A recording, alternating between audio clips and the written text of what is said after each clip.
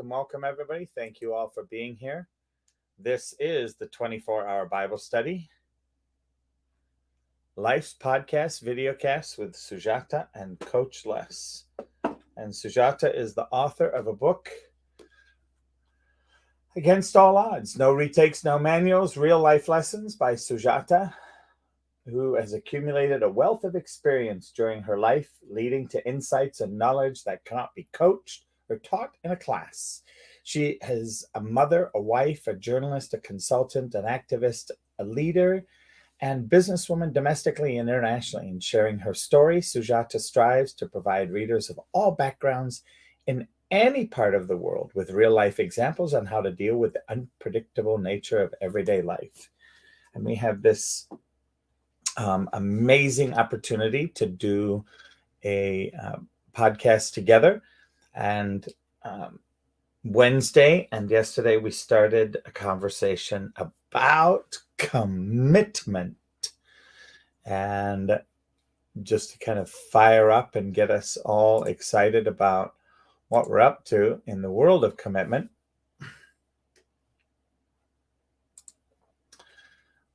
to tell you a little bit about what we have created. What is commitment? And what makes you committed? And that was what we started with on Wednesday. And we looked at some breakdowns and breakthroughs yesterday. And so tonight, it's always fun on Friday night because we usually end the VIDEOCAST a little early and hang out and take the clubhouse room and into the depths of some of the extremes of what does it look like to be an extremist in commitment. I happen to be catching, occasionally I watch movies I've seen several times. And there's one out there with called the Patriot Games. And it's part of a Jack Ryan film series where Harrison Ford stars as Jack Ryan. And it's based on Tom Clancy's international bestseller.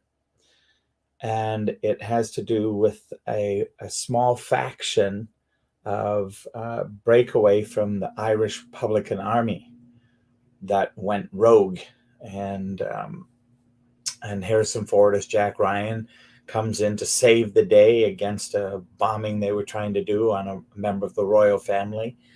And in the ensuing mess, shoots and kills the younger brother of one of the crazy IRA terrorists. And so that guy ends up getting out of jail, comes after him, and he's committed to kill Jack Ryan and his family come heck or high water. And so we start to see there's all these different ways in which people can be committed. And when we look at this and we start to,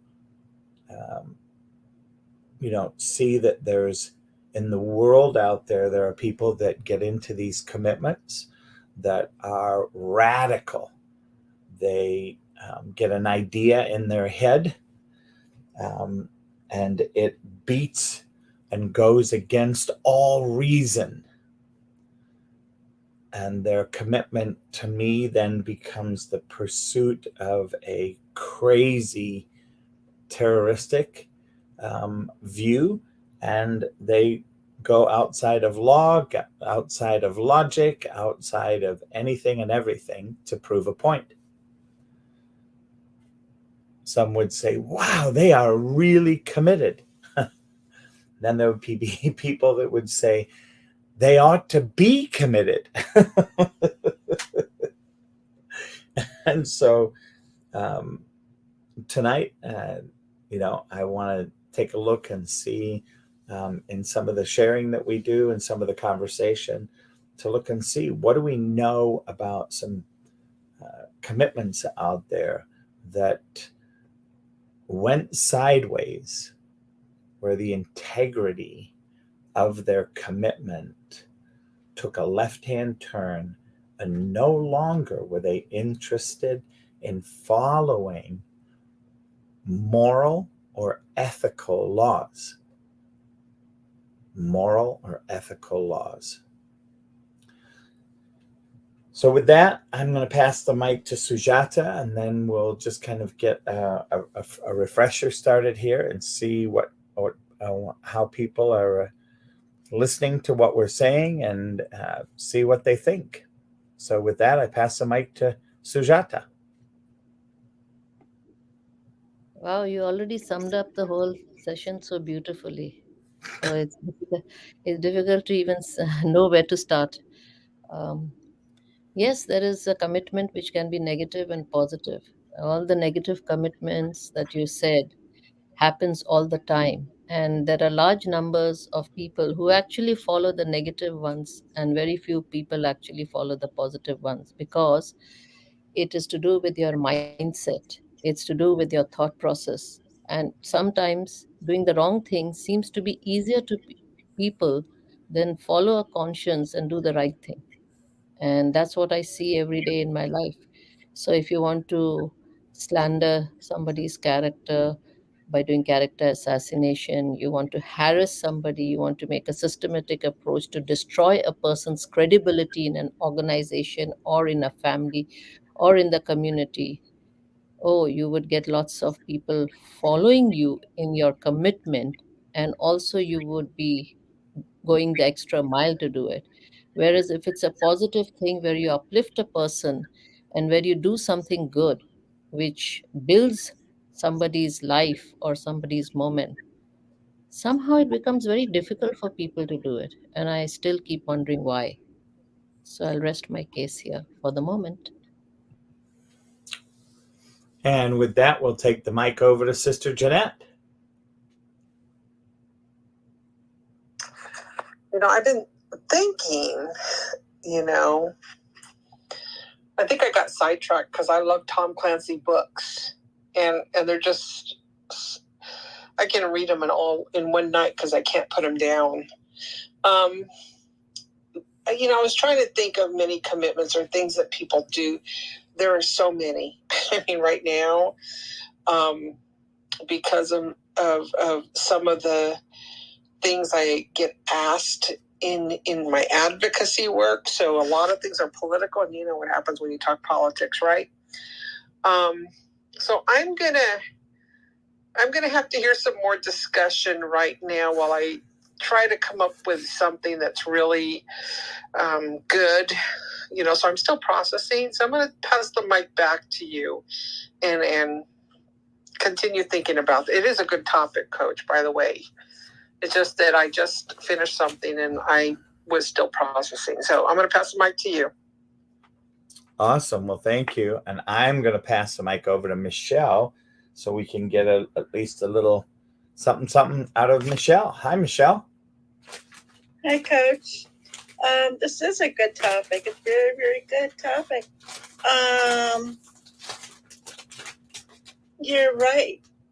A lot of people have trouble committing to their goals and their dreams, and very few people can do that. I think it's a mindset. I think it's a drive, adrenaline. I'm coming from myself, and I see very little people actually succeeding.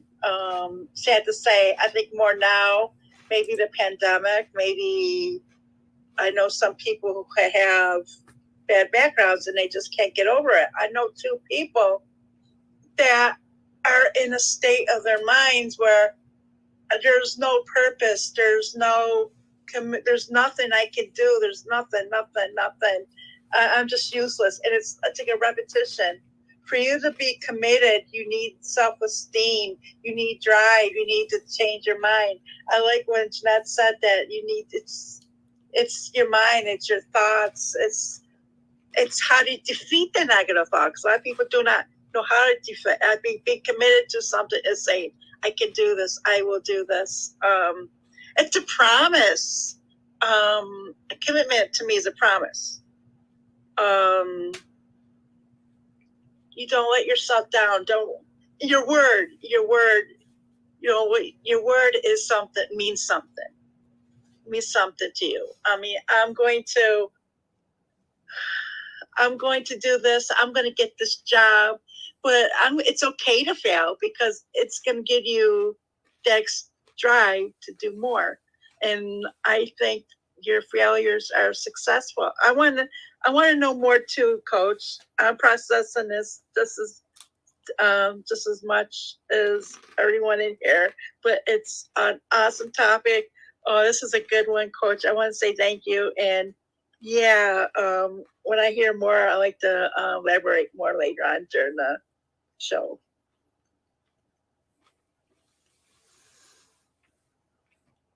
All right. Hi, Damaris. How are you?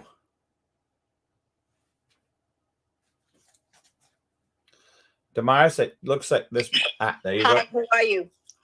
Sorry about that. No worries. Welcome. It looks like you've been not been on Clubhouse very long. No, I haven't been on Clubhouse for very long. I actually joined maybe about 2 weeks ago. Congratulations. So I've been up and on, and just want to say that the few times that I have been on, your topics have been amazing. Completely amazing. The discussions are great, and the feedback is awesome. So I enjoy it very much, and I just want to add that I feel that in this time of in this day and age, people don't really know what the concept of commitment is. They confuse it with, yeah, I'm going to do this for a while, and they think that's being committed. But commitment is commitment. Like when you committed to a marriage, that you have years in that marriage, and you go through thick and thin, and you're still there. That's a commitment to me. You know, when you commit yourself to the Lord, and you're not committed just on Sundays like some people do. You're committed every day. That's what you committed yourself to do. But these people that want to say I'm committed to something and never really follow through, it kind of makes me feel a certain way about it. You know, so that's just how I feel. I have a fun question for you, Damaris. Mm-hmm. Who's more committed, the chicken or the pig? That's an interesting question. That's a very interesting question. I think the chicken is more committed. Okay, let's do a quick poll. Michelle, who's more committed, the chicken or the pig?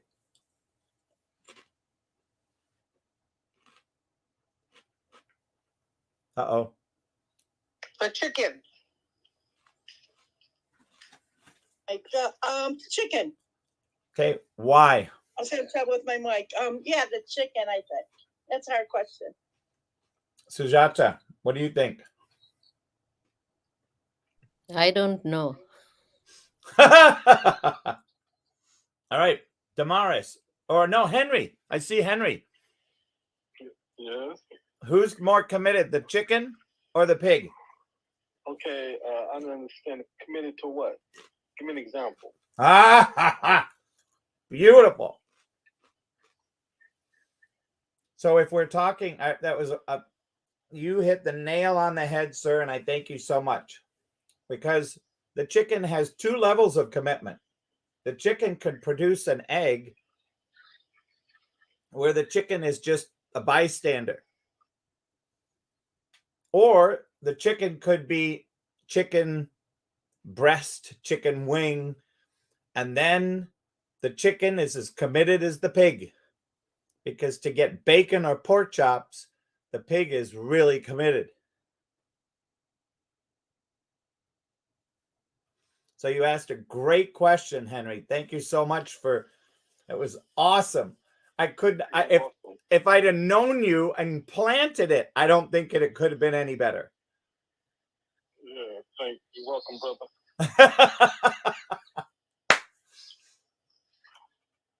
So what do you think about that now, Damaris? I'm still gonna go with the chicken because, like you said, it serves two purposes. So I'm still gonna go with the chicken. Yeah, that's right. Chicken has a commitment in it. Look at it. It has a commitment. Okay, I can think of a couple of things it's committed to, especially when they wake us up in the morning. That's a rooster. Well, still part of the chicken family. Oh.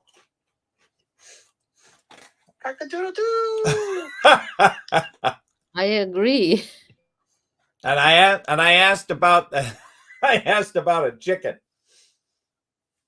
And so part of my example, so thank you very much, Damaris, Michelle, Jeanette, and Sujata, and thank you, Henry, because what I was looking for in the question was for somebody to say, well, it depends, because the chicken can be seen in two different lights. The chicken can be on the table to eat, or to be eaten like the pig, or the chicken can give us eggs and continue to live a life of luxury and eating and producing eggs when they're happy, because they have to be happy to produce eggs. And then the chicken is a partner in our meal as opposed to being fully committed in our meal. And why I use that is because I think that there are times when, as Damaris was sharing with us, where in today's world, marriage does not carry the same commitment that it did half a century ago or a century ago. You got married, it was till death do you part. It wasn't till something better came along or until you got bored. And it was in sickness and in health. And today, people take the easy road out. As soon as they're bored, soon as the rules of the game have changed. And this happens in jobs. If you look at jobs today, you will find people go 2 years here, 2 years here, 2 years here, 1 year, 2 year, 1 year, 2 year. Whereas before, even just a couple of decades ago, it was finding a company that supported you, that was all in. They cared about your family. They cared about your retirement. They cared about you as an individual. And you had that experience of being cared for. You felt the commitment being returned to you. And that is not in our society anymore. Loyalty, another piece of commitment, is gone into the woodwork, sailed away.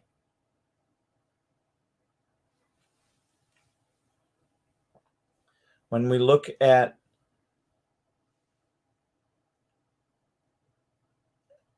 people being committed to working 40 hours a week, even that doesn't exist. Now we tell people 32 hours is full time. So all of these things are changing all over the place and all around the world. And people are breaking out of some of the family commitments. My daughter's going to marry your son when they're old enough. My son's going to marry your daughter. We have it signed right here. And that still goes on.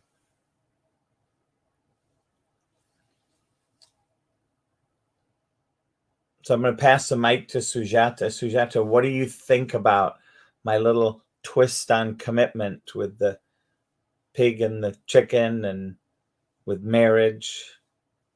I hand the mic to you. Well, pig and the chicken was something totally new to me, and I'd never thought about it. So, it takes time to, think about it.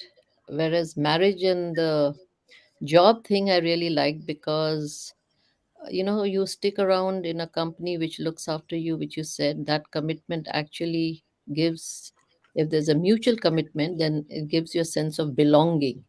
And people who used to stay on for a long time either stayed on because of the sense of belonging, or they stayed on because they had no choice, and it was their best long term, holding on to a job because you had to work and you had to pay bills. So there are two different perspectives to it. As far as marriage is concerned, then I think in that kind of a scenario, the commitment has to come from the people who are in the marriage. It has got nothing to do with your legal piece of paper. That does not make any sense. Commitment has to come from within. And if you are committed, you might work together, you might compromise, adjust, you'll throw in all that works. Loyalty, everything counts. Acceptance, tolerance, all those things follow suit. But if there is no commitment, then either you'll go for the, you know, make it easier kind of rules of society which allow you to divorce. And so you go for a divorce, which is good because you don't want to be trapped in a marriage where there is nothing. Or you are not committed for the long haul. So because if your tolerance level is low, you'll soon, as you said, you get bored or you find somebody else, or I don't know, there's so many reasons that people part from each other. So the commitment, I think, has to come from within. Whatever you do, it's to do with your mindset, it's to do with your value system, not always follow the rules dictated by society. Doesn't work. I like the when you speak of marriage, yeah, you're right. People just don't understand or take the time to really evaluate if they're ready for marriage, and just the institution of marriage. When you look at the percentage of divorce, that it'd be great if people would look at their commitment and look at where their intention is, and focus on that kind of commitment, because it is a big thing. I can't speak on it because I've only been married once, but yeah, if people were to really be have evaluated, and I notice that when people are committed, they actually, it's a whole family thing. The whole family comes together in it when people get married. The parents on one side and the other parents on the other side, and so they become a family. When that doesn't happen, I notice that's when there's problems in the marriage. You've got to have kind of like a unity there, and so sometimes marriages struggle when that doesn't occur. But the institution of marriage is important when discussing commitment. It is a long-term thing. There are things that go into it, both emotionally and financially, and of course, when you have children, now you've got those lives to think about in that relationship and that commitment. So it brings on not only just the two people, but the family all together, whether they're children or mothers, fathers, sisters, brothers. You're looking at the whole thing, and people really need to look at that commitment. When it comes to I lost my train of thought, Coach. But yeah, so that's a great commitment topic to talk about. There are other things and choices that you make when you are, when you're talking about the job. Yeah, I've only had, when most of my jobs, my first job, my former bosses, they always complimented me because I really, when people graduate from high school and they go to college and they spend a lot of years trying to find that perfect job where they can have longevity and then retire in the same company. That used to be the goal. And straight out of high school, I didn't go to college right away. I went into a large company. I advanced very quickly and I stayed there for 15 years and I gained a lot of knowledge and training. And when they were ready to sell it, my former bosses left. And of course, when they left, they said, "Hey, Jeanette, come and work for me at the new company." And I'd go to their company, help them build it.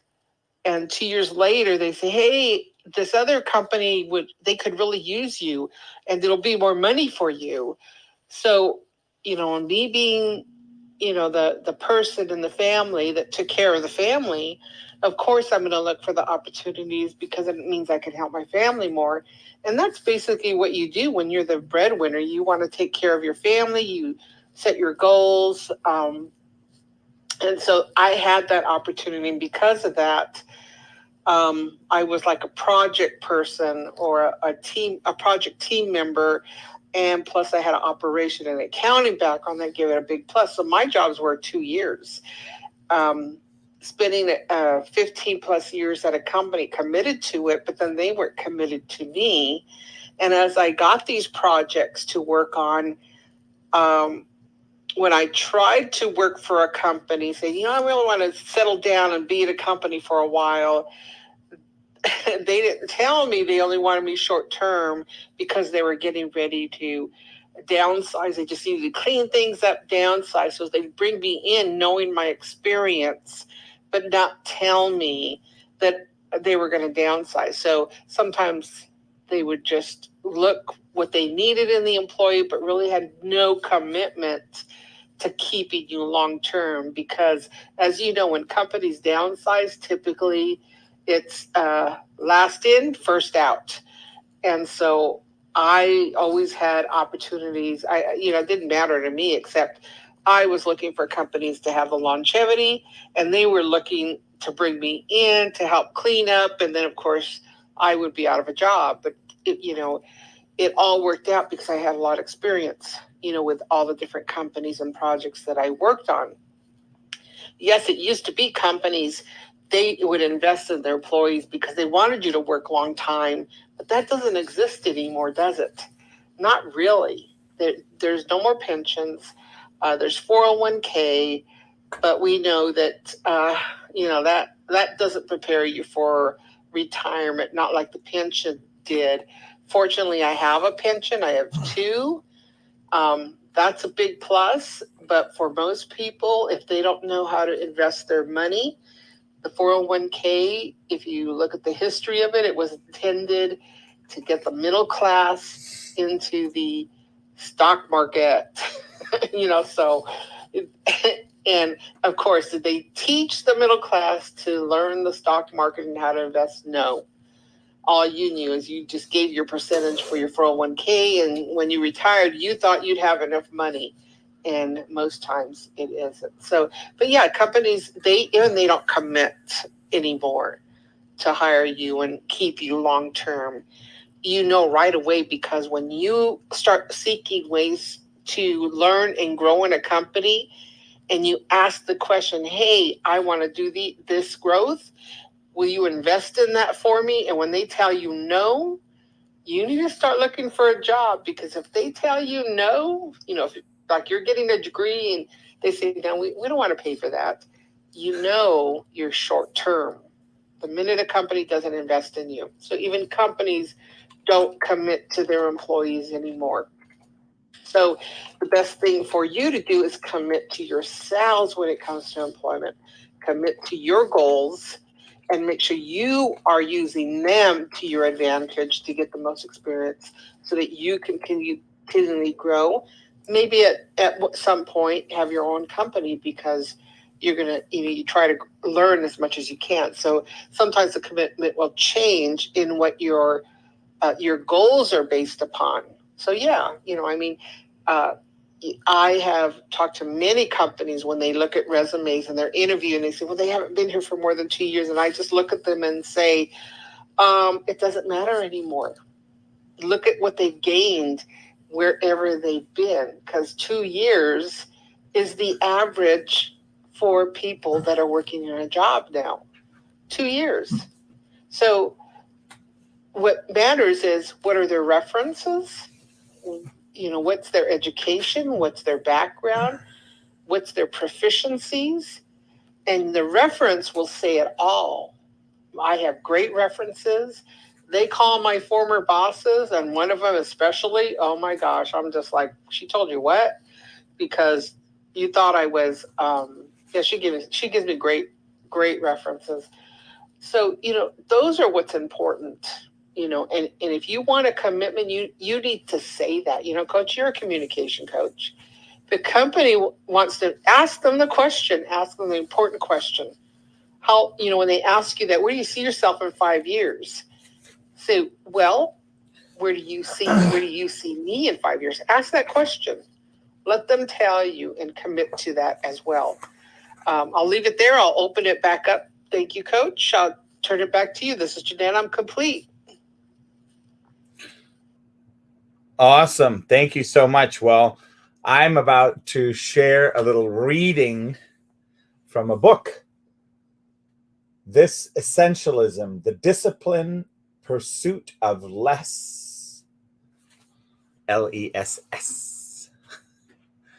Reading some pages from this book. For those of you that might have the book, from pages 148 to 154. I thought it would be appropriate for this conversation, and someone that I was in a room with this morning reminded me that this would be a perfect opportunity to share this part with us. So that being said, here we go. Welcome, Cass. Welcome, Henry. Oh, it's good to see you guys. Good to see you, Damaris. Thank you so much for still being here. I just vanished from my little phone for a moment as I was looking. Avoiding commitment traps.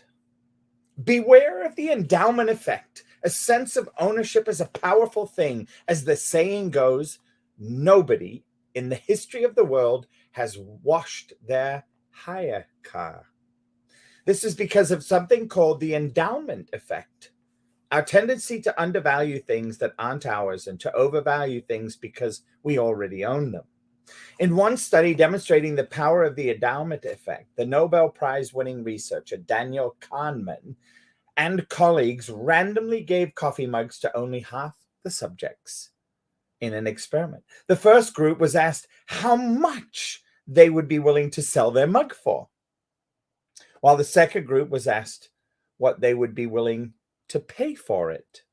It turned out that the students who owned the mugs refused to sell for less than $5.25, while those without the cups were willing to pay only $2.25 to $2.75 for the cup.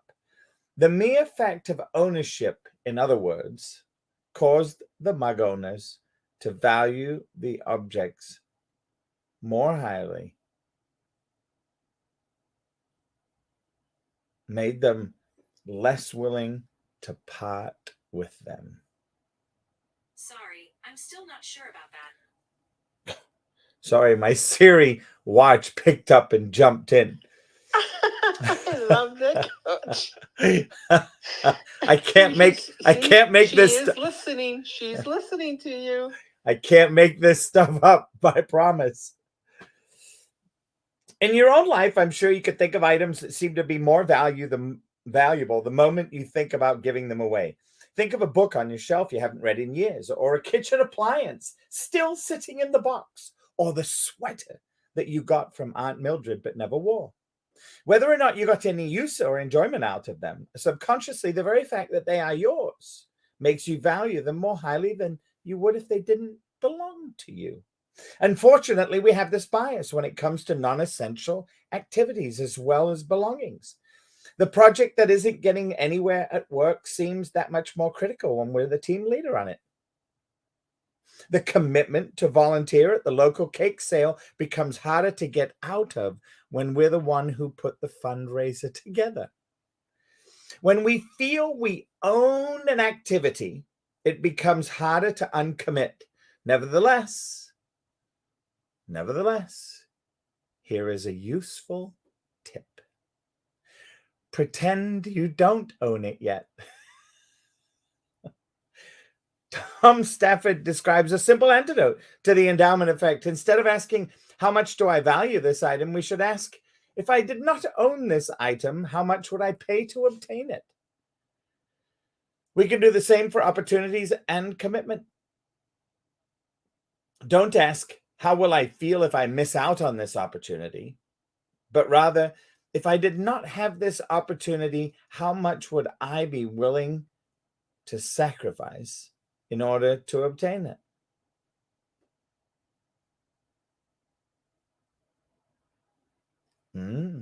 Similarly, we can ask, if I wasn't already involved in this project, how hard would I work to get on it? Get over the fear of waste. Hal Arks, a professor of psychology at Ohio State University who studies judgment in decision-making, was puzzled by an enigma. Why are adults so much more vulnerable to the sunk cost bias than young children?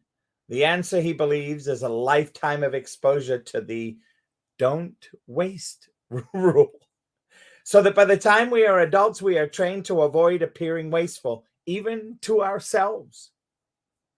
Abandoning a project that you've invested a lot in feels like you've wasted everything. And waste is something we're too old to avoid.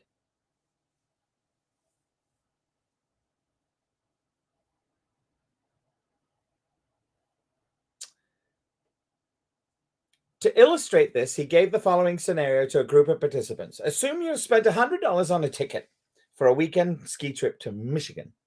Several weeks later, you buy a $50 ticket for a weekend ski trip to Wisconsin. You think you will enjoy the Wisconsin trip more than the Michigan trip. As you are putting your newly purchased Wisconsin ticket in your wallet, you notice that the Michigan ski trip and the Wisconsin ski trip are for the same weekend. It's not too late to sell or return either ticket. You must choose which to use. When asked, which ski trip will you go on? More than half said they would opt for the more expensive trip, even though they would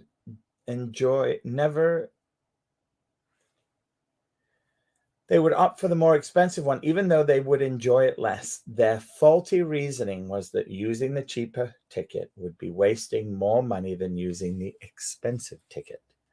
It's natural not to want to let go of what we wasted on a bad choice.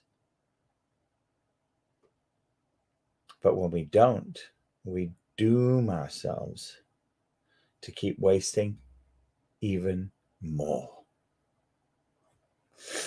Instead, admit failure to begin success. I remember a friend who would never stop to ask for directions because he could never admit he was lost. I know some people like that. So we would waste time and energy driving around in circles, getting nowhere, the epitome of a non-essential activity. Only when we admit we have made a part in committing to something can we make a mistake of our part.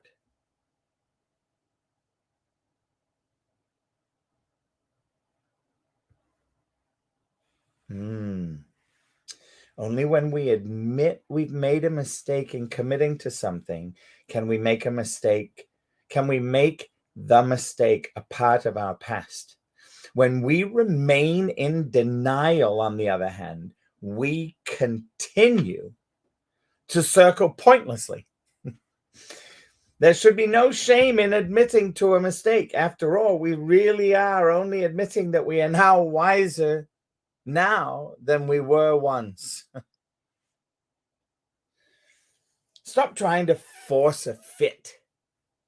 In the movie Tootsie, Dustin Hoffman plays a struggling actor who's trying to get work. The movie begins comically with a series of failed auditions. At one, he is told, "We need something a little older." At the next, he's told, "We're looking for someone younger." Then at the next, "You're the wrong height." To which he responds, "I can be taller." The executive responds, "No, we're looking for somebody shorter."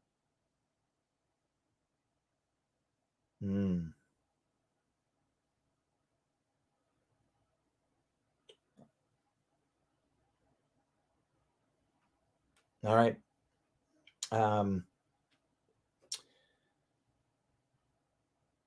I'd love to check in and see before I continue. What are you hearing about commitment? What do you, before we look at and continue this, stop trying to force a fit, what do you see for yourself in what I've shared so far about commitment? How do you see it?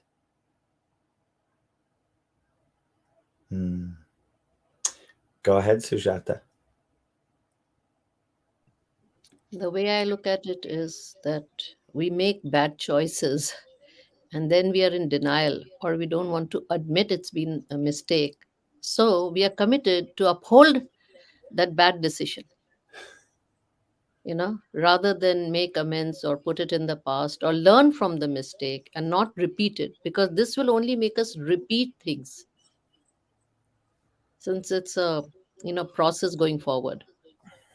Unless you change your mindset and you admit to certain things which went wrong, you're going to keep repeating it. Yep. Sister Jeanette. Yeah, and just to piggyback on that, I mean, we don't stay focused on the commitment that's in front of us. And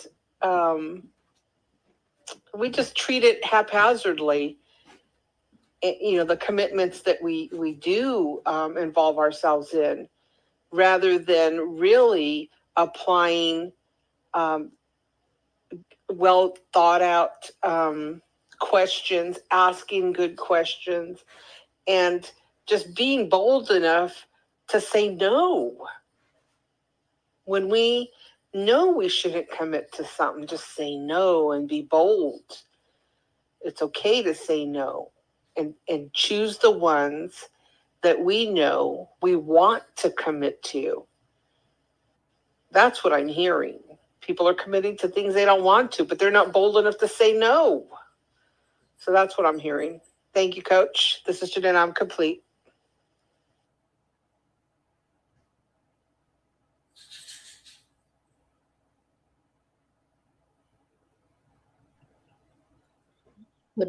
Would Michelle, Maris, Henry, or Cass want to go ahead? I think Coach Les has just stepped out from his chair, but you all can go ahead and speak. I think he did. Michelle, what do you think? I think commitment is hard work. I don't think no one wants to put work into it. And you're right. People have a hard time saying no because they don't want to commit to it, because it's not that they don't want it. They can't do it. They don't want to do it. I guess, it's their mindset. Well, it's too hard. Why commit? Why do this? Even if they want to do it, they don't want to put the work into it. They don't want to go through the feelings of hardship. They don't want to fail. So they don't want to commit to what they want to do. But all those things are essential to be successful and to get to your goal. It's not just your goal. It's it is. Yes, if you have a goal, you're committed to finish that goal, and after that, you can start a new one. I remember marriage is a commitment. It's got to be talked through. You got to talk about how are you going to be committed? What are the steps to be committed? How you want this relationship to be? It takes work, and sometimes it's really, really hard. People give up because it's hard, and I think this is what I agree with you on that. Don't say, yes, I'm going to be committed to that when you really don't want to do it either. Don't be committed to something you don't want to do because you're not going to see it and it won't happen, and that's my point of view. So I don't know if Coach is back yet. Oh, yes, I'm back. I went to get a beverage. I just put something in the back chat on the room chat. Not on the room chat. I'm sorry. I sent it when I was sharing. And I said, okay, I see it now. What did I say? Well, you just shared the room. That was what just posted. And you said commitment. Are you committed? Is your significant other as committed as you? And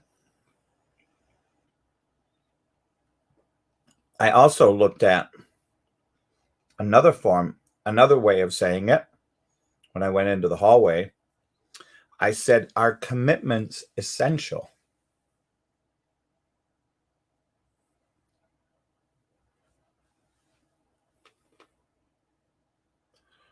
Ooh, silence. I love it. Yes. I could speak up on that one. I think it's Cass here. I think commitment is confusing, and I say that because depending on your upbringing and what's been taught or taught to you, some people will say, "Well, I'm a really nice person, so I'm just going to take care of you." That's not really a commitment. That's just like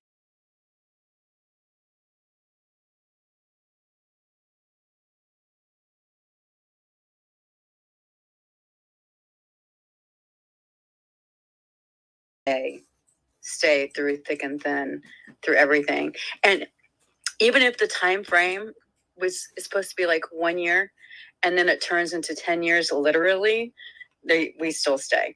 So there's something that Jeanette said, and this kind of brought up my mind, and I think we can probably try to find how this can apply to commitment. So like in business practice, you've got like your 401k, she said, as a purpose. We've been trained.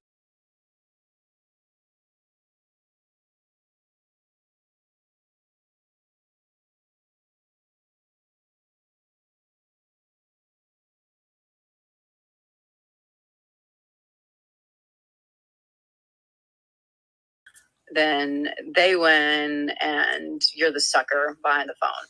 The other extreme is the new technology today, which is the app on your phone, like Robinhood. So you have no information. You have an app on your phone that says, oh, I can invest in this right now without even thinking about it. So you just put your money in there, but you weren't even like advised on what you're putting your money into.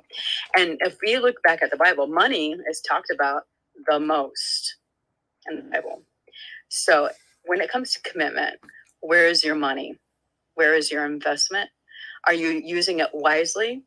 And are you staying commitment to where you put your money, and not just where someone on the phone's telling you what to do, or someone on your app in a phone is saying, oh, you can just do it this way. So yeah, I think we could probably dissect that, but yeah, commitment is using your wise judgment. And staying focused, Wes, staying focused. I love it. I have a fun quote for everybody. Half of the troubles of this life can be traced to saying yes too quickly and not saying no soon enough.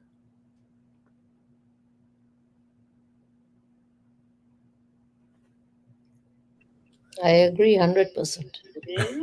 Yep. Yeah, I agree too. I agree too. And I'll give a fun example. By any estimation, the Concorde jet was a striking achievement in aeronautical engineering. Aboard this passenger plane, you could fly from London to New York in as little as 2 hours, 52 minutes, and 59 seconds. That's less than half the time of a traditional plane, making the Concorde the fastest passenger plane in the world. Unfortunately, it was also an extraordinary financial failure. Of course, many great ideas, innovations, and products are. But what made this one different was that it consistently lost money for more than 4 decades. Yet each time it went over budget, the French and British governments poured more and more money in. They did this even knowing that the chance of recouping their continued investments, let alone the original expenditures, were minuscule. With the plane's limited seating, few orders coming in, and the high cost of production, it was clear that even with exaggerated estimates, the project would never be profitable. Indeed, when the British Cabinet Papers were released under the 30-year rule, they revealed that government ministers at the time knew the investment could not stand on normal economic grounds. Why would intelligent, capable British and French government officials continue to invest in what was clearly a losing proposition for so long? One reason is a very common psychological phenomenon called sunk cost bias. Sunk cost bias is the tendency to continue to invest time, money, or energy into something we know is a losing proposition simply because we have already incurred or sunk a cost that cannot be recouped. But of course, this can easily become a vicious cycle. The more we invest, the more determined we become to see it through and see our investment pay off. The more we invest in something, the harder it is to let go. And as I'm sharing about this, I do hope everybody's listening a little bit to what they may be investing in. This isn't just about the Concorde. The sunk costs for developing and building the Concorde were about $1 billion. Yet the more money the British and French governments poured into it, the harder it was to walk away. Individuals are equally vulnerable to sunk cost bias. It explains why we continue to sit through a terrible movie because we've already paid the price of the ticket. It explains why we continue to pour money into a home renovation that never seems to near completion. It explains why we continue to wait for a bus or a subway train that never comes instead of hailing a cab. It explains why we invest in toxic relationships even when our efforts only make things worse. Examples like this abound.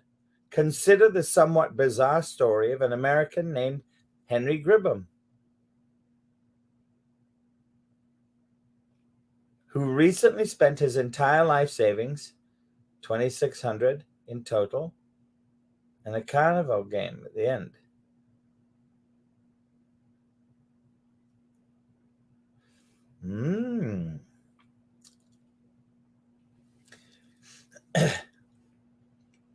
Consider the somewhat bizarre story of an American named Henry Gribham, who recently spent his entire life savings, $2,600 in total, at a carnival game trying to win an Xbox. The more he spent, the more determined he became to win. Henry said, "You just get caught up in the whole, I've got to win my money back." But it didn't turn out that way. The more he invested to trying to win this utterly non-essential item, the harder it was for him to walk away. Have you ever continued to invest time or effort in a non-essential project instead of cutting your losses? Have you ever continued to pour money into an investment that wasn't panning out instead of walking away? Have you ever kept plodding down a dead end because you could not admit, I shouldn't have pursued this direction in the first place? Ever been stuck in a cycle of knowing good money after bad? Excuse me, of throwing good money after bad? A non-essential can't break free of chaps like this. An essentialist has the courage and confidence to admit his or her mistakes and uncommit, no matter the sunk costs. A non-essentialist asks, why stop now when I've already invested so much in this project? An essentialist asks, if I weren't already invested in this project, how much would I invest in it now? That same non-essentialist thinks, if I just keep trying, I can make this work. They hate admitting to mistakes.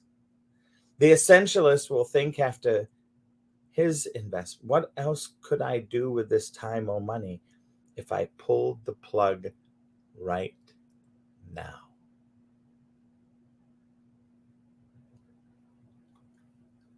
Comfortable with cutting losses is an essentialist. Sunk cost bias, while all too common, isn't the only non-essential trap to watch out for.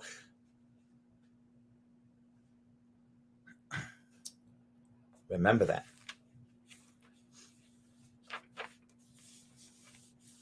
Welcome, Ginger. Welcome to the stage.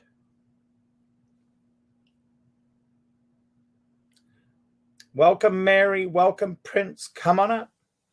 We're talking about commitment.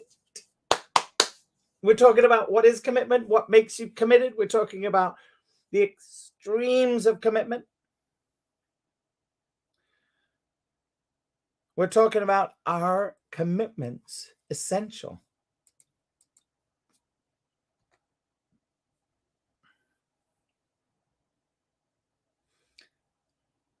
Would anybody like to share?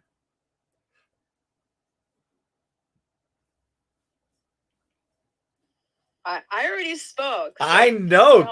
We'll push them. Like someone else can speak up. No, here we go. I'm going to make it easy. I always do this with PTR, but I thought I'd try something because I thought I would let go of my commitment with starting PTR and forcing people to say something. But we'll start at the top and work our way down. PTR. Hi, Sujata. What would you like to say?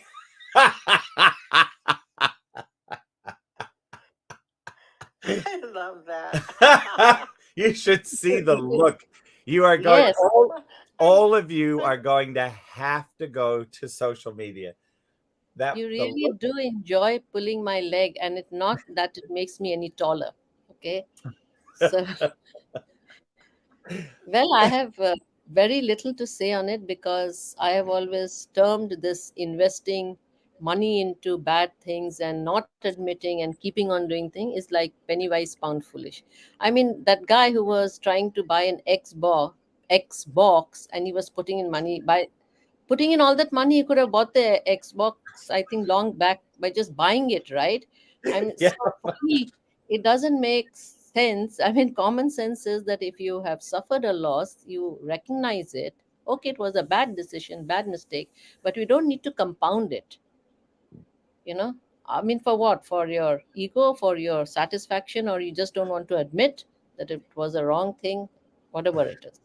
I think in America they call it the American Treadmill. No, you'd be surprised, but I know a lot of people who do this all around the globe. Oh, I know. I was being facetious. Yes, so, human behavior is almost always the same. Jeanette. Yeah, and you know what they call, how they just define insanity. Yes. I actually do. Yeah. Yep. Doing the same thing over and over again, expecting a different result. That's insanity. But yeah, yes, people have to look to see what's essential. I like that you brought up, is it essential? But even then, nowadays, everybody uses the excuse ADD or ADHD. I've got ADD. I wanted to commit, or like I said, look, it just goes back. Look at the commitment, say yes or no, and just, if you really want to do it, you're really going to commit to it, just say yes, and you'll have less disappointment. That's big. How many people do you know they commit to something, they're just disappointed, they just quit on it? Or what about the New Year's resolutions? No one brought that up, right? You beat me to the punch. Oh my gosh. Just no one sticks to the New Year's resolution. It's so, Coach, that would be interesting to hear your piece on it. So I'm going to pass the mic back to you now that I brought it up. Let's go around the room and give some shares. I just when you go to the New Year's Eve party and everybody's sharing their New Year's resolutions, and then a month later, what New Year's resolution? So I'm going to turn the mic back to you, Coach. No, I love it. It's a beautiful one, and I'm excited to share about it. But before I do, I want to, because this show is about more than just me. It's about all of us. So I'd like to actually, if nobody touches it, I'll come back to it. But in the meantime, I'm going to pass the mic, Jeanette, and let's see what else we can hear from everybody, because we just acquired a few more people in the room. Hi, Prince. Hi, Mary. Hi, Ginger. And all three of those people are super colorful and super smart, and they're going to have great insight as to this wonderful question about commitment. And, is commitment essential? So, Michelle, what would you like to say?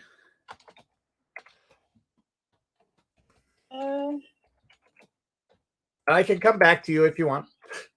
Yeah, could you? Thank you. I'm almost getting to the point of understanding your very first word, Michelle, as to whether or not you want to continue. It's great.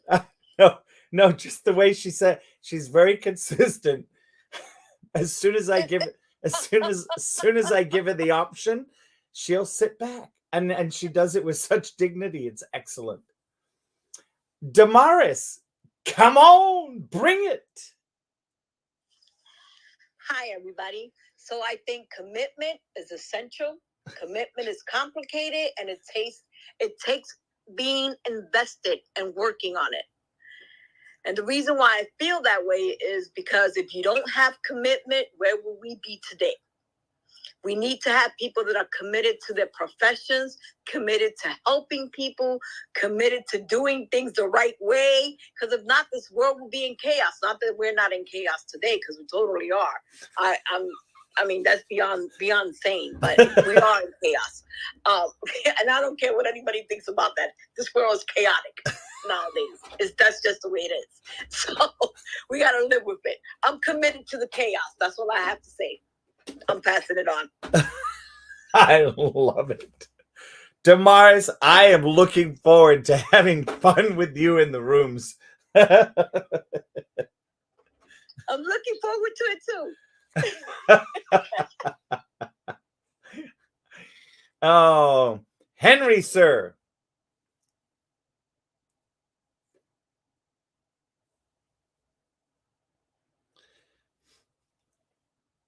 Henry, are you available to jump in?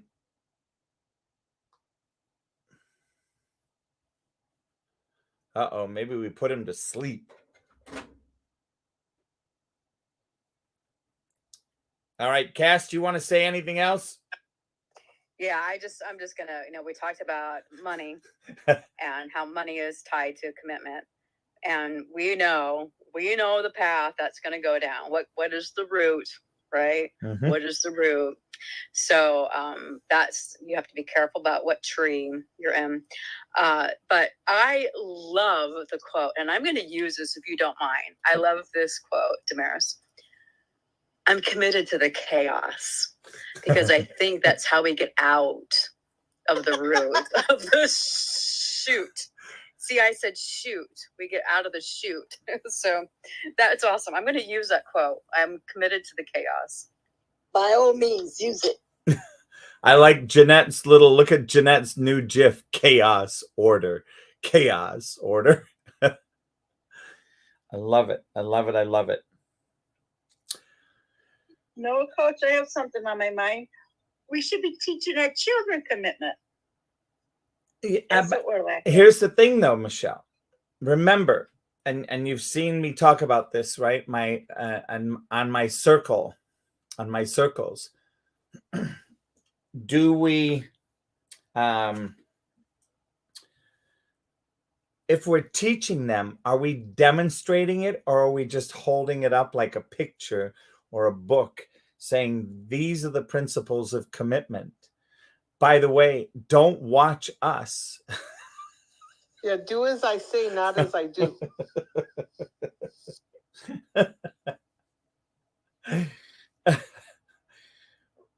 Does that make sense? Because I said so. Because I said so. Oh my gosh, yes. I heard that all my life growing up. I said so. Yeah, children deserve a reason, yes. Well, I don't even think, here's the thing, I don't even think it's a reason. I believe that kids today are smart enough. We want to actually create the workability, like the integrity of why we're asking them to take on a commitment. Like what is behind it? What are not just like the reason or a reason, because we can make up reasons about anything. I mean, there's this one exercise. Oh my gosh, it was probably the most frustrating, most eye-opening, most rewarding exercise in the course that I led called the Self-Expression Leadership Program. And it was in that course, you took on creating a project like the Habitat for Humanity and the Hunger Project were both projects that were done in the course the same course that I led in Minnesota. The Hunger Project was created in New York, and Habitat for Humanity was over on the West Coast somewhere. And in the course of this 4 months, one of the Saturdays, I, as the course leader, would say, okay, we're going to do the reasons exercise.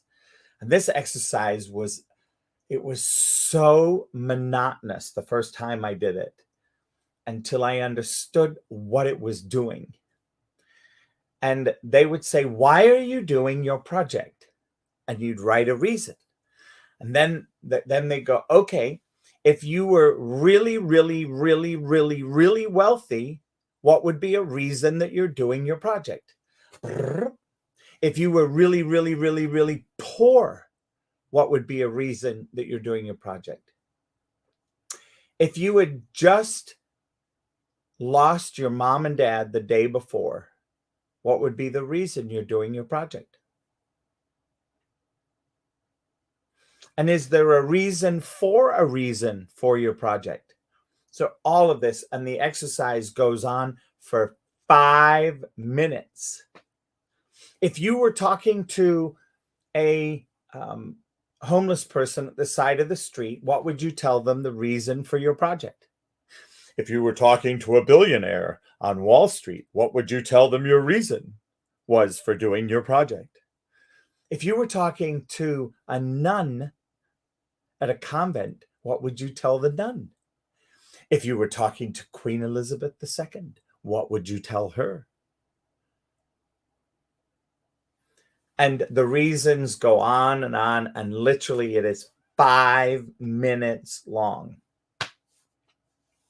And each time you ask a reason, you give them a little bit of time to, write down some reasons with a pen. And at the end of the exercise, so I'm going to give you the punchline.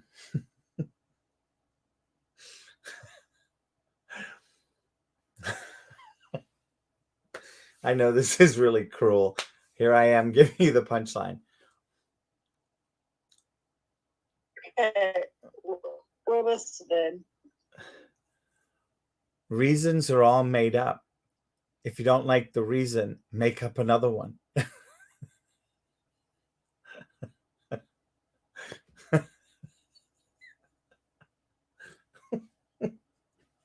It happens.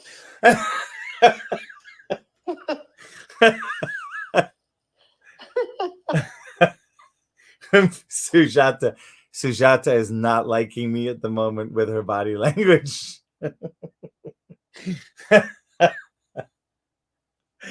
No, that's not true. I was just thinking that, in this whole exercise that people did, basically you just follow a herd mentality. So you're asked to do something. It actually ties in with what you were saying earlier, that, what would you tell your children versus, whether they should use their minds and probably observe and then think before this thing. So just because you were given an exercise, you blindly followed it, right? That's what most people do. Mm-hmm. And the fun thing about it was you noticed that every time I said, if you were talking to a homeless person, if you were talking to a billionaire, your mind would get into a different mindset and you'd make something up that you thought was really good.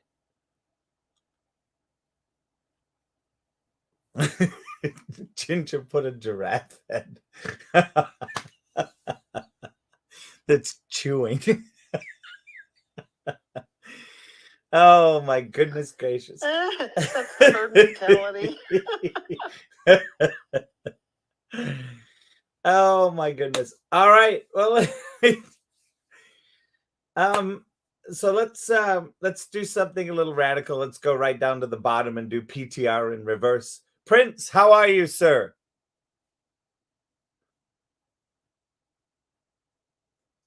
Hi, Coach. Good morning. Good morning, sir.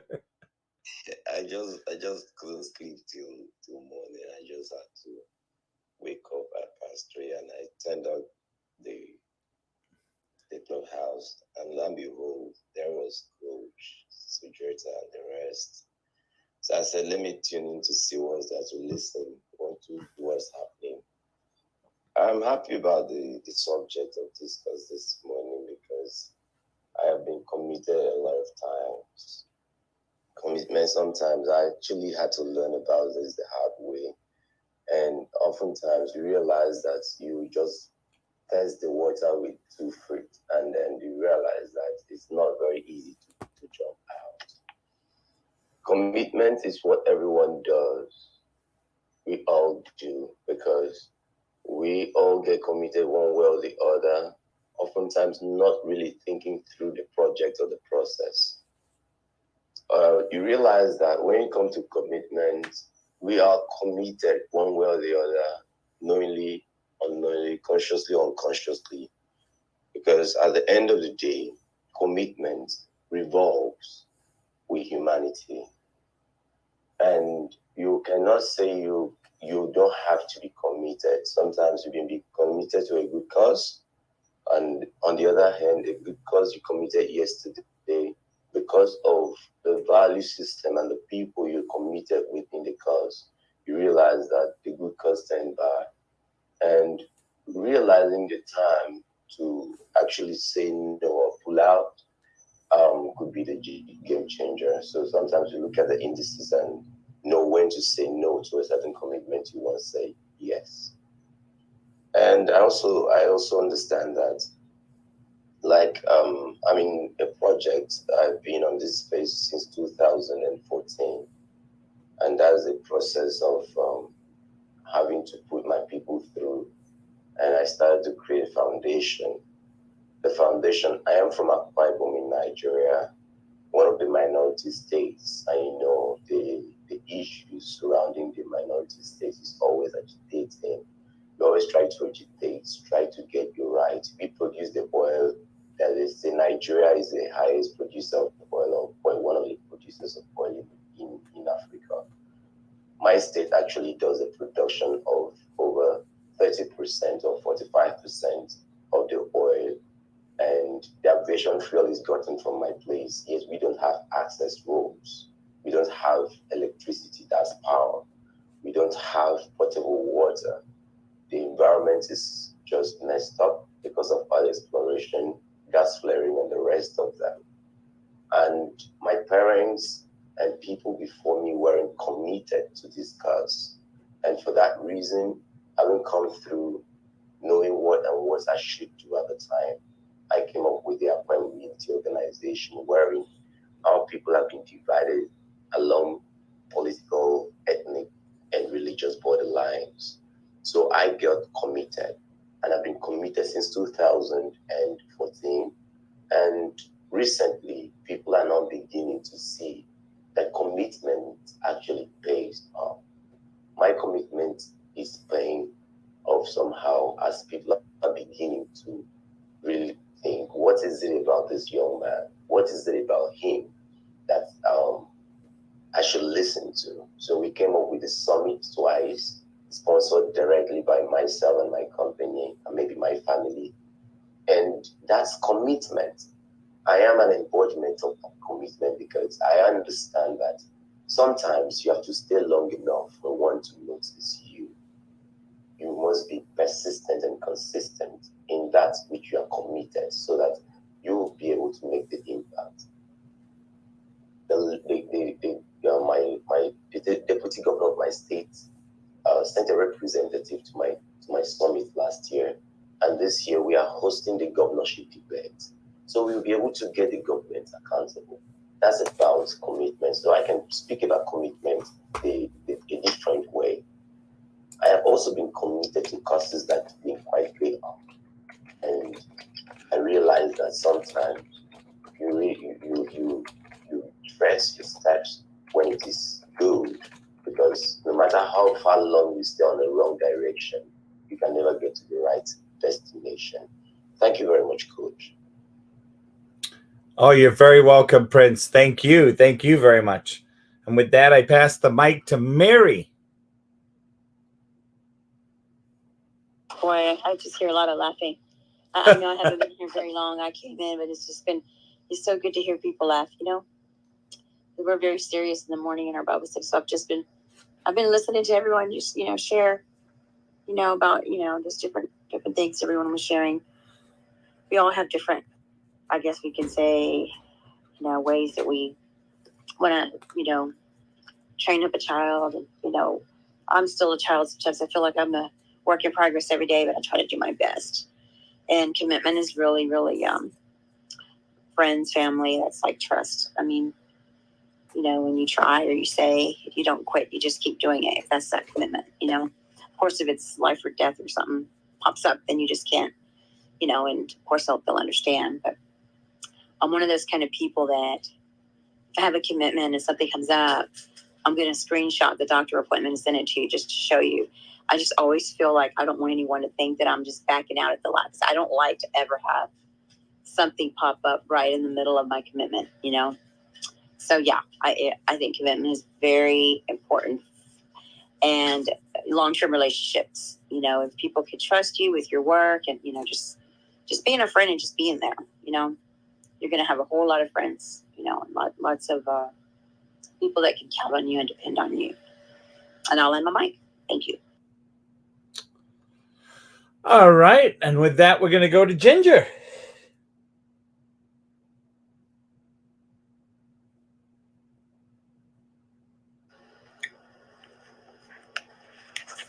Actually was hitting the share button trying to unmute. Oh my goodness. I'm committed to learn this app. But I learned very, very early on what commitment was about. And my father was a postmaster. He had started off before I was born in the Navy. and then got a job as a mail carrier by foot, and through the years worked his way up. And I never in my life saw him miss a day of work. And so I think we can be overly committed as well, because never did we go on vacation as a family.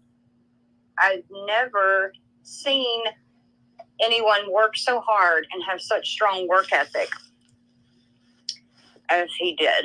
And when he retired, let me back up. He would get awards for the government actually awarded him for not taking his vacation days. And I remember he got his picture in the paper, and I mean, just such commitment. And, you know, at the same time, I'm thinking, well, I mean, that's what vacation days are for. But he never missed a day.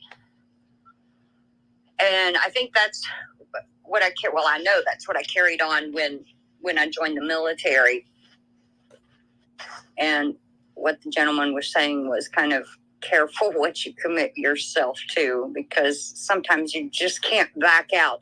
It's after I had signed up, when I was in basic training about a week, that's when I was like, I learned what Navy stood for, which is never again volunteer yourself. That's exactly what it stands for. But definitely was committed, and you had to be.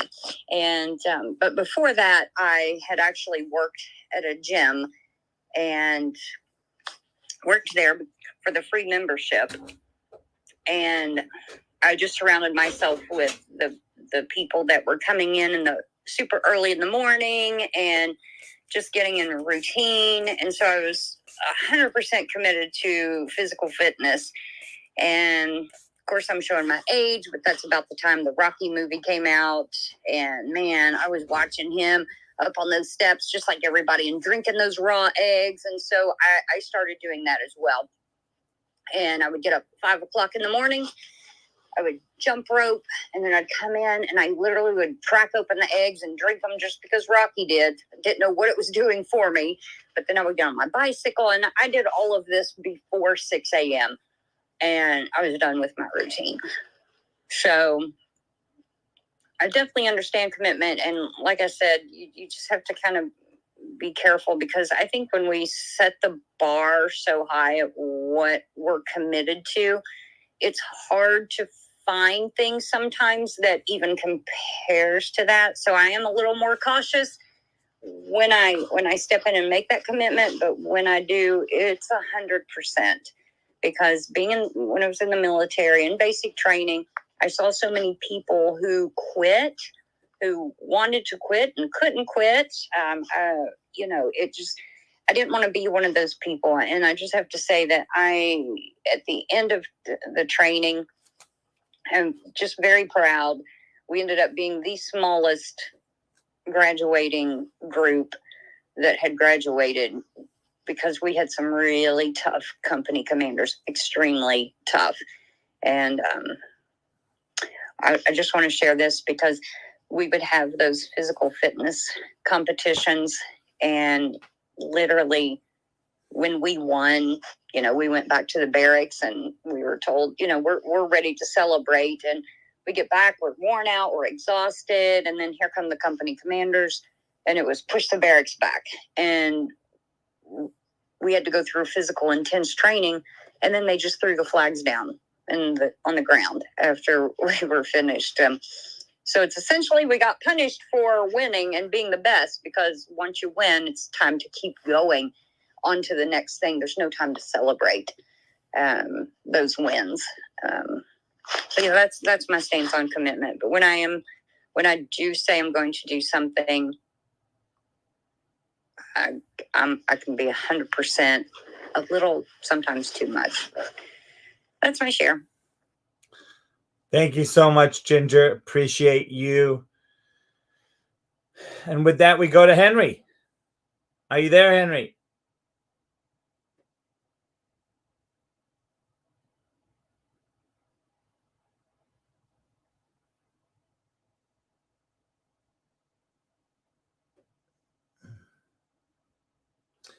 This is I look and I think about this, and I'm just sitting here thinking about some of the commitments that I've made along the way, right? Because Ginger was talking about the military, and I was born and raised in England, came to the United States, went to the university, and chose to join the United States Army and make the commitment for 5 years. And whatever the reasons were, and they were very interesting, and that's another story for another day in another room. The commitment that I had was to honor the country that had said yes to allowing me to come and live here and make available all of the freedoms, i.e., that are available here. And, it was a powerful way for me to make a difference.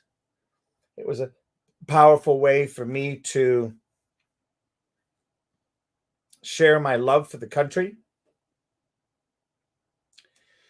And I would highly recommend it. I know that I think it's Germany still has a plan. When you come out of high school, you spend 2 years in the armed services. And yes, I'm one of those people that believes that every person coming out of school ought to spend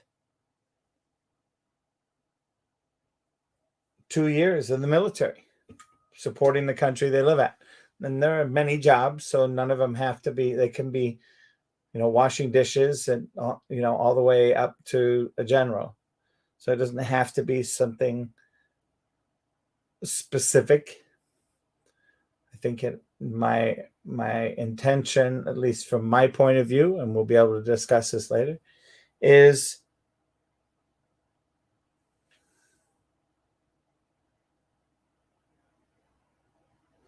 how can we impact the world?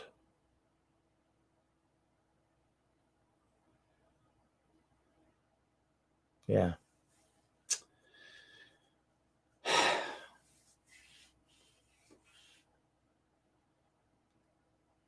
Very interesting.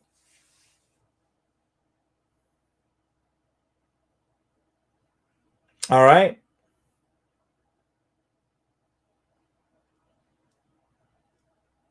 Michelle, would you like to share anything? Damaris, Jeanette?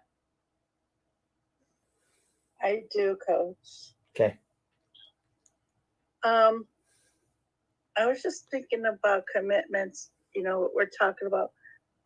I have my 24-year-old daughter living with me. She's watching me, and I just thought about it. I know she's an adult, but she's still watching everything I'm doing. So the things I'm doing in my life and the commitments I'm making, the more she's going to see me, she'll do. And she is doing it. I mean, I'm proud of her. I see her working very hard, making money, and she's committed helping pay off the vet bill. I pay off her dog's pet bill, and I'm proud of her taking up the slack, taking up the responsibilities. But she's watching my life, and it's so important that I make commitments to say what I'm doing in my life and the goals I'm doing, and I'm going to keep going through what I'm doing for her, so she can do the same thing in her life. I don't know, that like we're talking about this, so I thought about her, and it's so important that she's actually watching my life. So my example for her, my example in my life would be good for her. So that's what I'm trying to say, Coach. Love it. Thank you. Thank you, Michelle. Ladies, anybody else?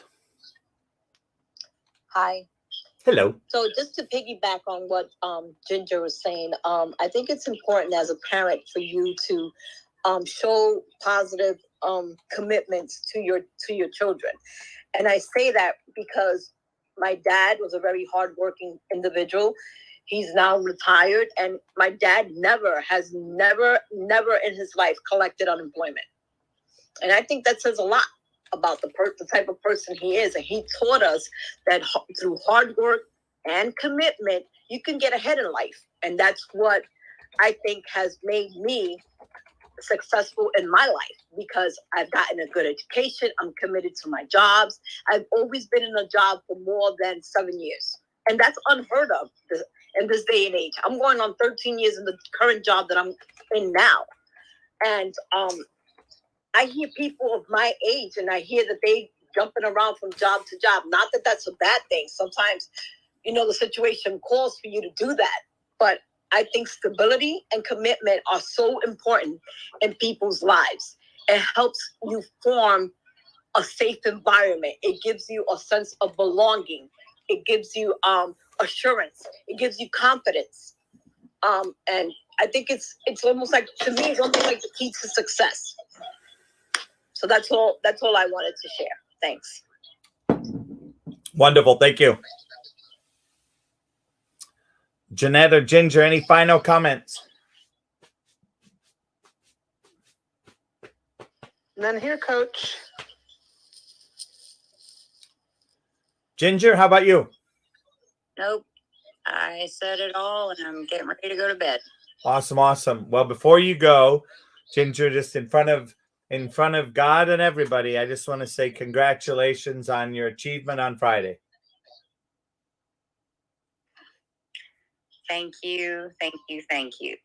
I feel I can be now more 100% committed. Excellent. And thank you so much for being here. Sujata, final words for you, please. What happened on Friday with Ginger? You said something, no? Just now, you congratulated her for something. Yeah.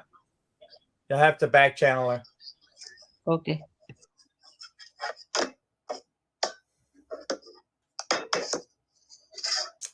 All righty. Anything to say before to close the room, Sujata? I think it all boils down to our individual sense level of commitment. And if we follow that, as we have heard from all the shares, we are living examples, role models for other people to follow if they choose to do so, because ultimately it's a matter of choice. Yes. Well, I thank you, and I thank everybody, those of you that are listening to the replays. I thank you so much for listening to the replays. I thank you, Ginger. I thank you, Damaris. It's great to meet you, Damaris. I'm super excited to get to know you. Michelle, thanks. Michelle, thank you so much. Appreciate you. Sister Jeanette. Thank you.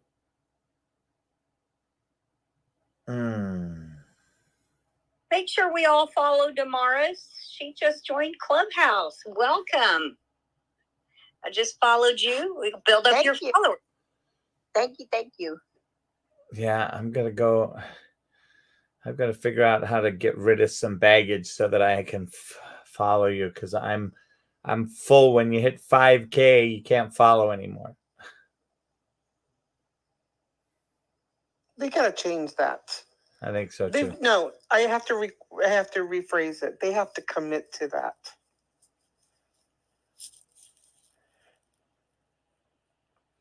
Yeah, it's crazy. That would be a good change. I think so too. I wouldn't even mind the time it takes for everything to recycle. Yep. Well, thank you, Coach. You Another are great welcome. Topic. Thank you. I'm just playing, looking at other ways to seeing who's not following me. You're going to go through 5,000 people to see who's not following you. I've done 2,000 to get an extra 5 people. That's commitment. Well, I like Damaris, and I want her to know that she's worth it. I appreciate that. And because I am following her on Instagram, and I better check before I say this, following her on Twitter. There you go. Damaris, I'm following you. I hope you follow me back. I absolutely will. Thank you. Excellent, excellent. Well, ladies, thank you. Gentlemen that were here, aren't here, maybe listening. Thank you all. And I'm just trying to think. Think of what I'm going to do is there's 2 more pages on this commitment and uncommit, avoiding commitment traps. So I think I'm just going to dive in and finish it. If you want to stick around, you sure can. Just so that it's all, the whole piece is from this book, Essentialism, written by Greg McKeown.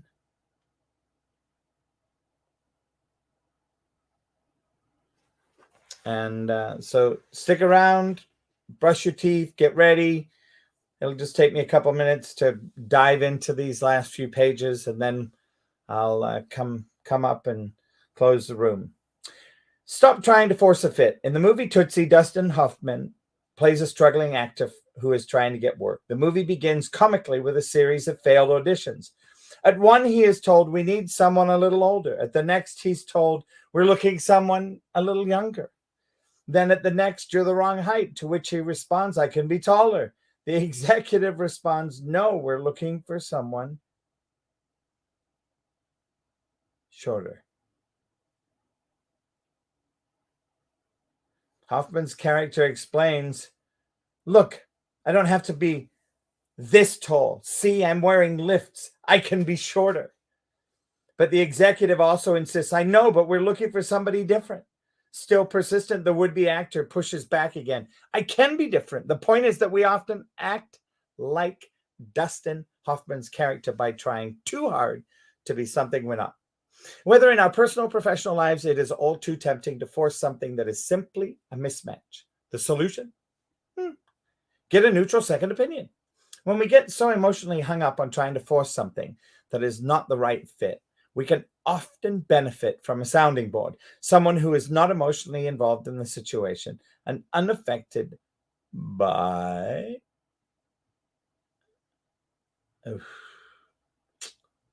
Okay. Someone who is not emotionally involved in the situation, unaffected by the choice we make, can give us the permission to stop forcing something that is clearly not working out. I once wasted months of effort trying to force a project that just wasn't working out.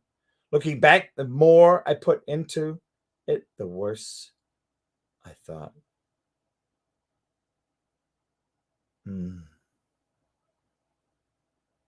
But my irrational response was to invest still more.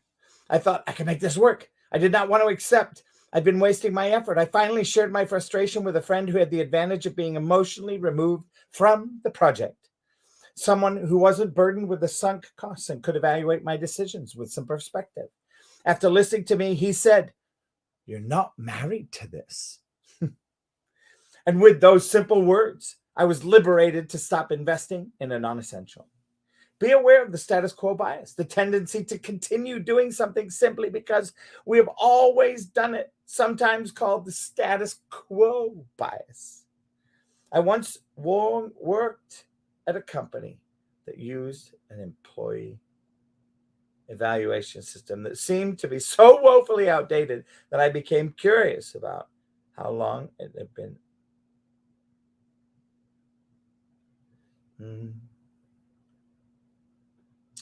Beware of the status quo bias, the tendency to continue doing something simply because we've always done it, and it's something called the status quo bias. As I said, I once worked at a company that used an employee evaluation system that seemed to be so woefully outdated that I became curious about how long it had been in place. As I searched for its creator, the company,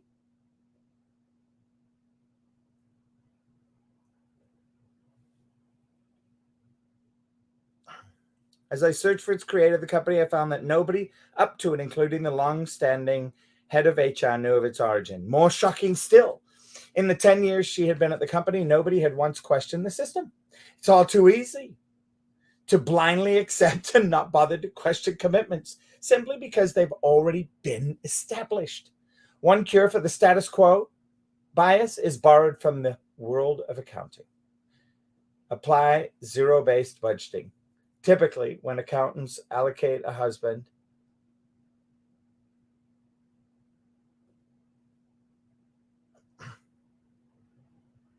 and remember, when accountants again allocate a budget, they use last year's budget as the baseline for the next year's projection. But with zero-based budgeting, they use zero as the baseline. In other words, every item in the proposed budget must be justified from scratch. While this takes more effort than it was, it has many advantages. It efficiently allocates resources on the basis of needs rather than history. It detects exaggerated budget requests. It draws attention to obsolete operations, and it encourages people to be clearer in their purpose and how their expenses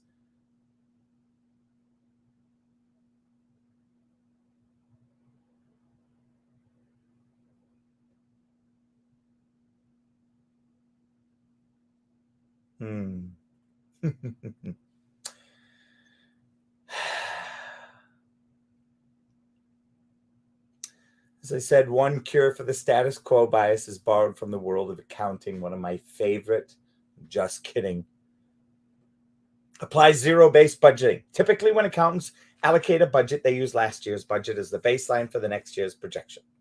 But with zero-based budgeting, they use zero as the baseline. In other words, every item in the proposed budget, once again, must be justified from scratch. While this takes more effort, it has many advantages. It efficiently allocates resources on the basis of needs rather than history. It detects exaggerated budget requests. It draws attention to obsolete operations again, and it encourages people to be clear in their response and how their expenses align to that project. You can apply zero-based budgeting to your own endeavors. Instead of trying to budget your time on the basis of existing commitments, assume all bets are off. All previous commitments are gone, then begin from scratch, asking which you would add today. You can do this with everything from the financial obligations you have to projects you are limited to.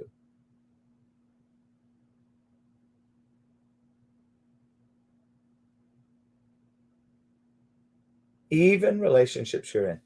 Every use of time, energy, or resources has to justify itself anew. If no longer fits, eliminate it altogether. Stop making casual commitments. Some people's days are full to the brim with soft commitments they have taken on unintentionally through an offhand comment or a casual conversation.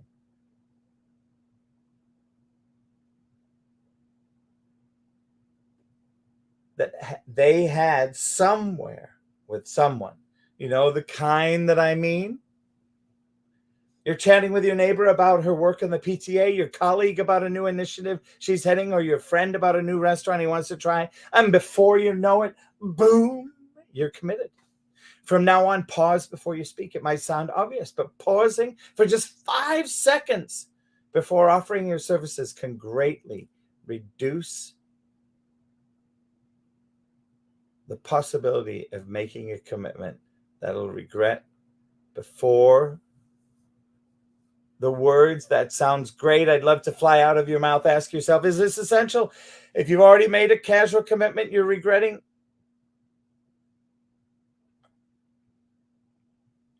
find a nice way to worm out. Simply apologize and tell the person that when you made the commitment, you didn't fully realize what it would entail. Get over the fear of missing out. We've seen ample evidence in this chapter suggesting that the majority of us are naturally very low and very loss averse. As a result, one of the obstacles to uncommitting ourselves from a present source is the fear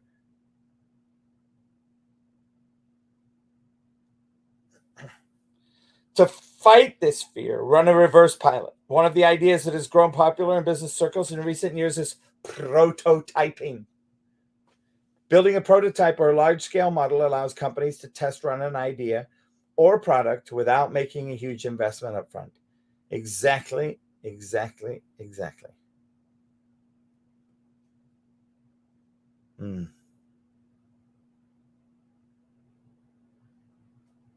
Yeah.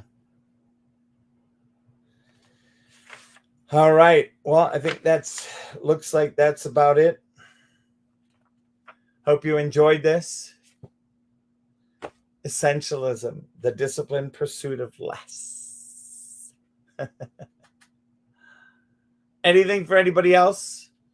Prince, I saw you pop in. Did you want to share anything else before we potter off? Yeah, actually, I think this has a way of resonating with what's happening in my nation. You know, we have a way. I'm thinking from that particular budgeting, talking about the status quo and the zero-based budgeting. You know, sometimes people don't go through the budgeting the right way because it takes time, like the writer said. You know, we have been in a place where we budget for things simply because it's been always budgeted. Even sometimes you realize that what was budgeted last time is still reflecting in the budget, reoccurring over and over again. And this continues in most of the developing countries. I really appreciate that. I'd love you to shed more light on this issue, this area of status quo. What is it called? I think I took a note there. Talking about the status quo bias. I don't know. How can you explain more about that, please? I don't think I did. I don't think I understood. Okay, the question is this. I love you to expand a little more on the status quo bias. Thank you. The status quo bias? Yes.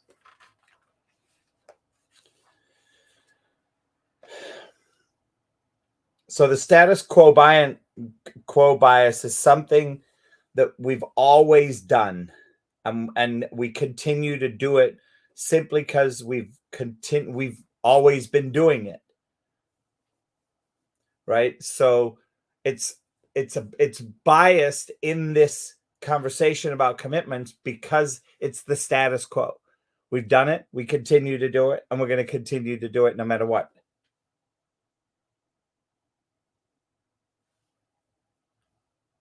Does that make sense? Yes, it does. Thank you. You know, remember, it's all too easy to blindly accept and not bother to question commitment simply because they've already been established with somebody else, your brother, your sister, your mom, your dad, your neighbor. And you just go, oh, okay, sounds good. And the next thing you know,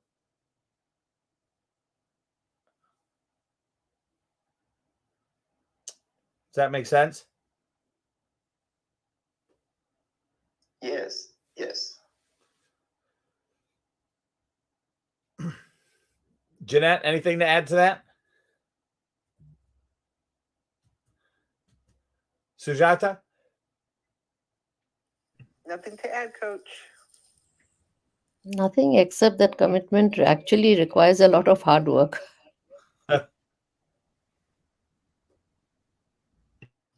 And that it's okay to say no when deciding on what to commit to.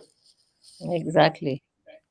And also to say, I don't know, and I would like a week to look at all my options, or a month. That's right. Spot on.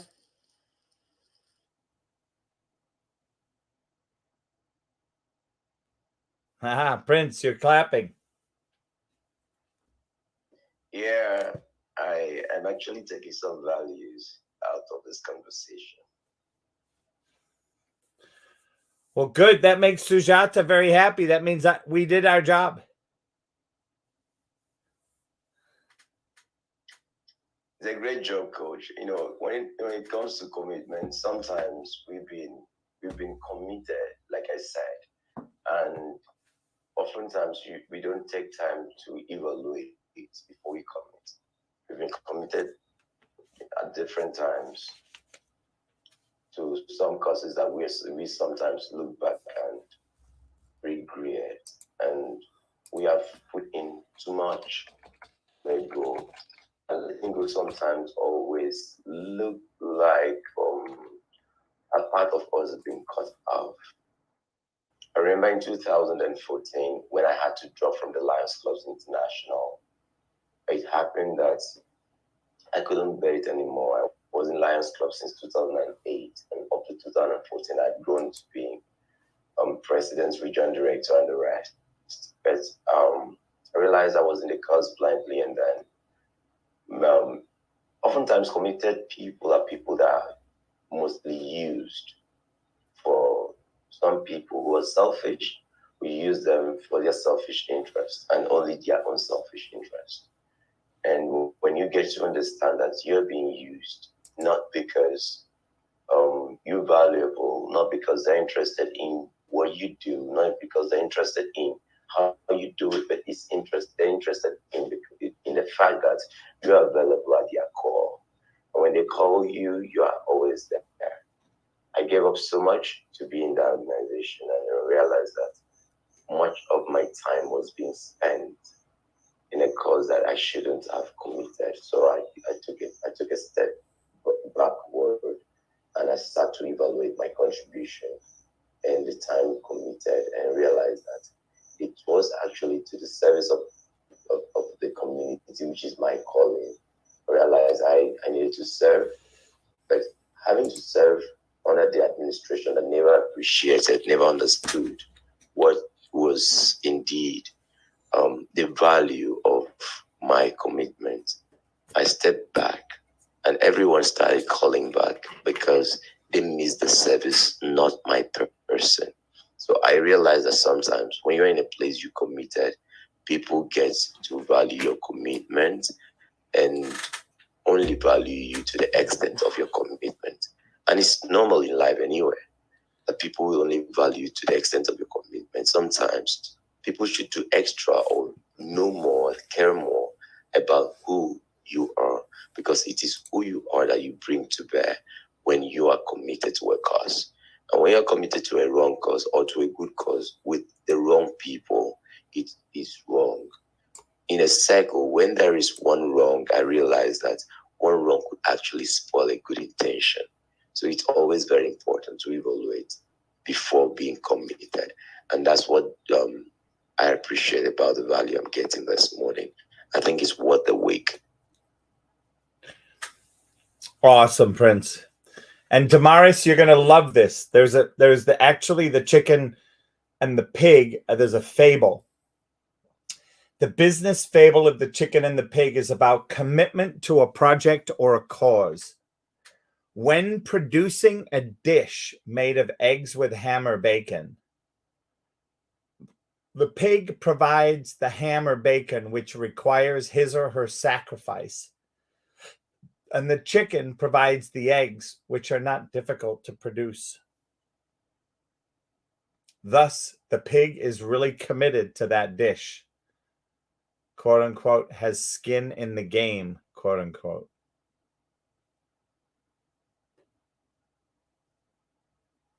I like that. While the chicken is only involved, yet both are needed to produce the dish.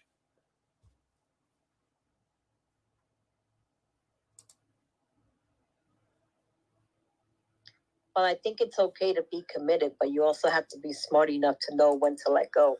Amen. Yeah, that's like water skiing and you're learning to get up. I did not like to let go as I'm heading to the bottom of the lake.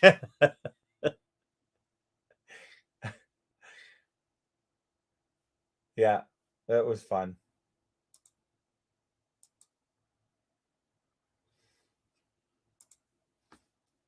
All right.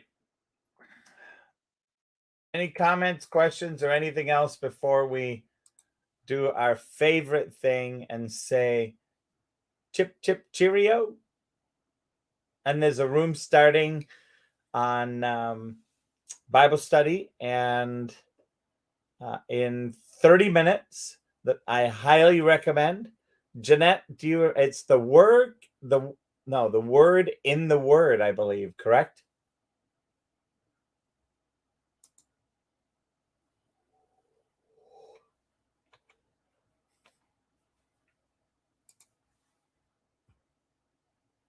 All right. Sujata, anything before we close? All right. Well, thank you, everybody. This room, I'm going to do our fun way on the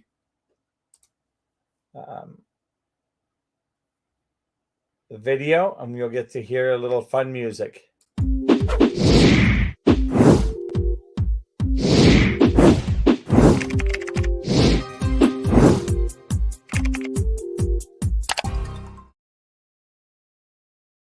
Coaching with Les has doubled my practice. We've increased our sales by about 33%, blowing all of our goals out of the water. In my first 6 months, I actually grew my business with his help over 500%. Literally 500%. Les Hill is the type of person that invests back in you and back into your company. So if you're looking for a business coach with integrity, choose Les Hill.